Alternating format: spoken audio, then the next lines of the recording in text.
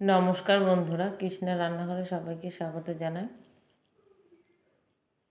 কেমন আছেন সবাই? আজকে আমি রান্না করব লোটে মাছ। দেখুন লোটে মাছগুলো খুব সুন্দর থলথলে। এখানে 700 গ্রাম লোটে মাছ আছে। তার জন্য আমি গ্যাসে একটা কড়াই চাপিয়ে দিলাম। কড়াইতে সর্ষের তেল দিয়ে আমি রান্না করব। তেলটা গরম হয়ে গেছে। এবার কিছু পেঁয়াজ কুচি দিয়ে দিলাম।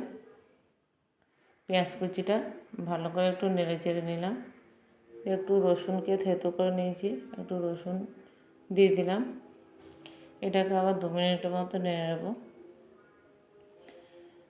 2 মিনিট নেড়ে এবার আমি বেগুনের মধ্যে নুন হলুদ মাখিয়ে রেখেছি, বেগুনগুলোকে ভালো করে কষিয়ে নেব। বেগুন যদি ভালো করে না কষা, বেগুন থেকে একটা কাঁচা বেগুনের গন্ধ বেরোয়। এখন বেগুনগুলোকে খুব সুন্দর করে লাল লাল করে ভেজে নিয়েছি। এবার মাছগুলো দিয়ে দেবো। মাছের মধ্যে আমি একটু নুন হলুদ মাখিয়ে রেখেছিলাম। এবার ভালো করে কষিয়ে নেব। একটু নেড়ে চেড়ে নিলাম। এখানে লঙ্কার গুঁড়ো, কাঁচা লঙ্কা চেরা, পরিমাণ মতো নুন, হলুদ, এগুলো দিয়ে আবার আমি 5 মিনিটের মতো কষিয়ে নেব। লোটে মাছ থেকে খুব জল বেরিয়ে যায়, তবে আমার এখানে মাছটা যেহেতু কম, সেহেতু মাছটা কষানো হয়ে গেছে। আমি একটু জল দিয়ে দেবো।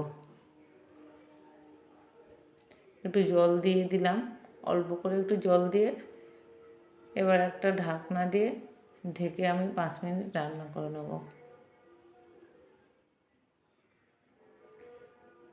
5 মিনিট পর ফিরে আসলাম। এই অবস্থায় এসছে মাছটা। দেখুন রান্না হয়ে গেছে। খুব সুন্দর রঙ এসছে। এবার নামিয়ে নিলাম। আপনারা এইভাবে রান্না করে দেখবেন, খুব ভালো লাগবে।